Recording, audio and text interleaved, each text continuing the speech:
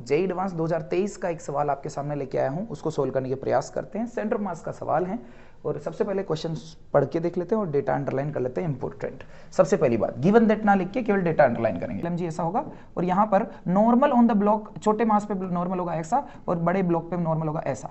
ठीक है, अगर मैं पूरे सिस्टम को देखूं तो नॉर्मल से नॉर्मल तो यहां कट जाएगा सिस्टम पे जब मैं एनालाइज करता हूं, बट वर्टिकल डायरेक्शन में एक फोर्स रह जाता है mg। इस वजह से यहां पर वर्क एनर्जी थ्योरम लगानी पड़ेगी। वर्टिकल डायरेक्शन में नेट फोर्स पर लगने की वजह से मोमेंटम कंजर्वेशन ओवरऑल नहीं होगा, बट टोटल फोर्स अगर अपन चेक करें तो टोटल फोर्स जो है केवल y डायरेक्शन में ही mg इंटू jkp है, x डायरेक्शन में कोई फोर्स नहीं है। x डायरेक्शन में कोई फोर्स नहीं है तो मैं x डायरेक्शन में मोमेंटम कंजर्व कर सकता हूं। पहले वही कर देता हूं, इनिशियल मोमेंटम बराबर फाइनल मोमेंटम यहां कर देते हैं, p बराबर p, मेरे को इसकी जरूरत भी पड़ेगी तो टोटल मोमेंटम जो है हमारा इनिशियल और फाइनल बराबर रहेगा। तो इनिशियल मोमेंटम कितना था, दोनों ऑब्जेक्ट रेस्ट पे थे। फाइनल मोमेंटम कितना हो गया, कैपिटल M इंटू V2 पीछे जा रहा है और small m into V1 v जो है आगे जा रहा है। x डायरेक्शन में कंजर्व कर रहा हूं, कौन सी डायरेक्शन में, x में, क्योंकि टोटल फोर्स x डायरेक्शन में 0। यहां पर ध्यान दीजिए मोमेंटम कंजर्वेशन वेक्टर क्वांटिटी तो तीनों डायरेक्शन में इंडिविजुअली कर सकते हैं। तो यहां से मैं यहां पर बहुत आराम से दोनों का संबंध निकाल सकता हूं। लेट मी, इसको जो यहां पर कैपिटल M इंटू V2 जो है वो स्मॉल m इंटू V के बराबर है, तो मेरे को कहीं पे भी इस चीज की जरूरत पड़ेगी तो मैं इसे यूज कर लूंगा। ठीक है, अब मुझे रेशो लगभग पता है और मुझे ये बात भी पता है कि मैं वर्क एनर्जी थ्योरम लगा रहा हूं, तो लेट्स वर्क एनर्जी थ्योरम लगाते हैं, इंडिविजुअल वेलोसिटी आ जाएगी। तो मैं यहां पर वर्क एनर्जी थ्योरम यहां पर लगाता हूं। तो वर्क एनर्जी थ्योरम के लिए मैं वर्क एनर्जी थ्योरम, तो work done due to gravity, normal action reaction दोनों है, नॉर्मल का वर्क डन हो नहीं रहा, ठीक है, और work done due to gravity का वर्क डन हो रहा है, बस kinetic energy final minus kinetic energy initial. इस जगह आप गलती करो, उससे पहले बता देता हूं, ये सिस्टम पे लगा रहे हो ताकि नॉर्मल का वर्क डन नहीं आए, और सिस्टम लगा रहे हो तो काइनेटिक एनर्जी के भी 2 टुकड़े होंगे, 2 बार में आएगा। तो work done due to gravity बहुत आराम से आप mg ऐसे लिख सकते हो। काइनेटिक एनर्जी फाइनल जो है छोटे मास का क्या जाएगा, half m into V square, और बड़े मास का हो जाएगा half capital M into V2 square. Correct. अब V2 को अब मुझे चाहिए क्या, ऑप्शन पढ़ते हैं। पूछा क्या, the velocity of the point mass भी पूछा है और x component of the displacement भी पूछा है, वेलोसिटी ऑफ बड़ा, दोनों ही पूछा है। तो चलो ठीक है, दोनों ही सोल्व करने हैं। तो चलिए पहले मैं ऐसा करता हूं, V2 को गायब कर देता हूं। यहां से मैंने V2 पिक किया और इस इक्वेशन नंबर 2 में मैंने V2 को डाल दिया, तो इससे मुझे V2 मिल जाएगा। तो mg इंटू h बराबर half m into V square, half capital M into V2 को क्या लिख सकता हूं, small m into V upon capital M, please consider this capital M, ठीक है, का होल स्क्वायर। तो यहां से मुझे बस रेडी है, मेरे को स्मॉल m के टर्म में आंसर आने वाला है। तो स्मॉल mgh बराबर half m v square, half capital M small m v square upon capital M का स्क्वायर, ये इससे कट गया और v स्क्वायर के टर्म में हमारा आंसर आ चुका है। ठीक है, एक स्मॉल m मैं यहां से निपटा भी देता हूं, ये लीजिए कॉमन लेके निपटा दिया स्मॉल m, तो मेरा आंसर यहां पर आ जा रहा है,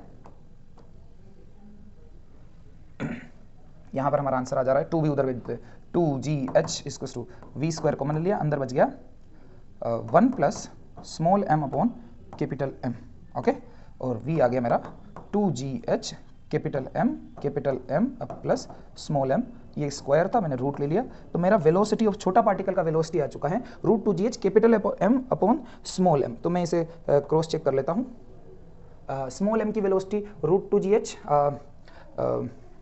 √2, ये आंसर मैच कर रहा है, बी ऑप्शन हमारा मैच कर रहा है दोस्तों, तो बी ऑप्शन हमारा मैच कर रहा है। ओके, मैंने थोड़ा सा इसे शिफ्ट कर दिया है, मैं इसे टिक करूंगा, बी ऑप्शन मैच कर रहा है। ठीक है, अब इसी बात पे डी ऑप्शन भी चेक कर लेते हैं। अगर बी ऐसा है तो डी ऑप्शन मेरे को यहाँ से दिख रहा है, V2 की वैल्यू मैंने यहाँ से यहाँ कॉपी करी है, V2 तो है, तो मैं V2 को क्रॉस चेक कर लेता हूँ जल्दी से। V2 जो है मेरा आ रहा है, V2 आ रहा है मेरे दोस्त, ये रहा small m into V upon capital M, small m upon capital M, और V की वैल्यू तो ये रही √2g कैपिटल R 1 प्लस, मैं तो अपना वाला लिख देता हूँ, capital M plus small m, capital M numerator में था का रूट। तो क्या ये मैच हो रहा है, क्या डी ऑप्शन इसके साथ मैच कर रहा है, डायरेक्शन तो अपोजिट ठीक है, बाकी ये नहीं, ये मैच नहीं कर रहा, कैपिटल ये दोनों जो एडिशन है ये वाला पार्ट कटेगा नहीं, तो डी ऑप्शन नहीं है। चलिए अब बात होती है केवल पोजीशन की, किसकी बात कर रहे हैं, पोजीशन की बात कर रहे हैं। तो अब पोजीशन के लिए मैं यहां पर एक चीज यूज करूंगा जिसे बोलते हैं डिस्प्लेसमेंट ऑफ सेंटर मास, ठीक है, बिकॉज आई नो कि एक्स डायरेक्शन में कोई फोर्स नहीं है, एक्स डायरेक्शन में कोई फोर्स नहीं, केवल वाई डायरेक्शन में, मतलब एक्स डायरेक्शन में इनिशियल वेलोसिटी भी 0 थी, फोर्स भी 0 है, मतलब एक्स डायरेक्शन में एक्सेलरेशन भी 0 है, इसका मतलब एक्स डायरेक्शन में सेंटर ऑफ मास का डिस्प्लेसमेंट नहीं होगा, तो डिस्प्लेसमेंट ऑफ सेंटर मास 0 होगा एक्स डायरेक्शन। वाई में नहीं बोल रहा हूं, मैं टोटल नहीं बोल रहा हूं, जिधर है उधर ही यूज कर सकते हैं। वेक्टर की ब्यूटी यही है भाई, एक ही वेक्टर को 3 डायरेक्शन में यूज कर सकते हैं, एक ही बात को, मोमेंटम कंजर्वेशन को 3 बार यूज किया जा सकता है। तो अब मैं इसका केवल इस बात को यूज करके डिस्प्लेसमेंट वाला पार्ट निकाल लूंगा, ये दूसरा सेक्शन हो गया इसका। तो मैं क्या करूंगा कि सर यहां पर दूसरा पार्ट के लिए हैशटैग 2 कर देता हूं कि मैं डिस्प्लेसमेंट के बारे में बात कर रहा हूं, डिस्प्लेसमेंट ऑफ सेंटर मास कर दूंगा एक्स डायरेक्शन में। तो मैं कर देता हूं, स्मॉल m वाले का डिस्प्लेसमेंट मैंने माना था m, small m into x, और कैपिटल M वाले का मैंने डिस्प्लेसमेंट माना है, बाकी का बचा y, ठीक है, कैपिटल M इंटू वाई, वो अपोजिट डायरेक्शन में, तो ये मेरे को इसको माइनस लिखना पड़ेगा, तो ये माइनस कर देते हैं, ठीक है, minus Y upon small M plus capital M मिलके कितना हो जाना चाहिए, जीरो। डिस्प्लेसमेंट का फॉर्मूला सही, तो यहां से स्मॉल एम इंटू एक्स बराबर कैपिटल एम इंटू वाई, तो एक्स बाई वाई का रेशियो मेरे पास आ गया capital M upon small M. ये बात सेंटर ऑफ मास वाले चैप्टर में कई बार रिपीट हुई है कि डिस्प्लेसमेंट अगर दो ऑब्जेक्ट का होता है तो मास के इनवर्स रेशियो में होता है। इस चीज को हम डायरेक्ट भी यूज कर सकते हैं, तो मैं दोनों ही मेथड आपको बताना चाह रहा हूं कि डायरेक्टली भी सोच सकते हो मास के इनवर्स रेशियो में, और अपन सोल्व करके भी देख सकते हैं। सोल्व करने में भी इतना कुछ एनर्जी और टाइम हमारा नहीं लगा। अब देखिए x और y जो है, मैं आपको दिखा देता हूं, x और y दोनों का जो सम है वो x और y दोनों का जो सम है वो r है। कितना है, r।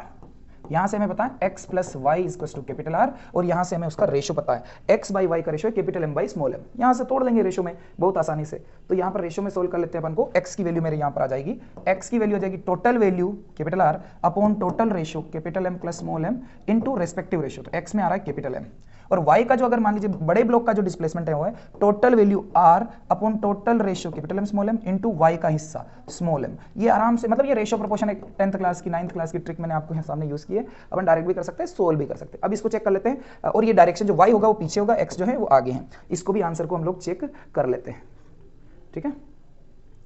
तो ये देखिए x आ रहा है, and the position of point mass small m is minus root 2, नहीं माइनस कैसे आ सकता है, the C वाला ऑप्शन से मुझे, the x component of the displacement of center mass of capital M is minus small mr upon capital M plus small m। हाँ, y का value आ रहा है minus small M R upon capital M small M, तो यहाँ पर इसका answer आ गया C also is correct answer. तो ये जेईई एडवांस का एक सवाल आपने करके देखा जिसमें आपका आंसर है बी एंड सी। तो इस तरह से सेंटर मास का फंडा, और अगर ये चीजें आपको पहले से पता है तो आप काफी जल्दी और स्पीड में कर सकते हो। We are discussing it, that's why it is a little bit clear and थोड़ा सा टाइम टेकिंग है। अदरवाइज जब हम खुद सोल्व करेंगे तो इतना लिखेंगे भी नहीं और काफी जल्दी सोल्व हो जाता है। तो आई थिंक ये 3 से 4 मिनट में आराम से सोल्व करने जैसा सवाल था, ठीक है। जुड़े रहिए, बने रहिए, मिलते हैं नेक्स्ट टाइम। Thank you.